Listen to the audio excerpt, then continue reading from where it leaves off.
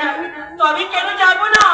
চলো না সখী, আজ আমরা চার সখী মিলি একসঙ্গে সরোবরে যাবো চান করতে। বেশ সখী, সখী বলো, আর যখন সরোবরে যাব মনের আনন্দে গান বলতে বলতে যাবো সখী। সখী আমার তালে তালে সবাই মিলে ধরো, ও ময়নার চঙে রে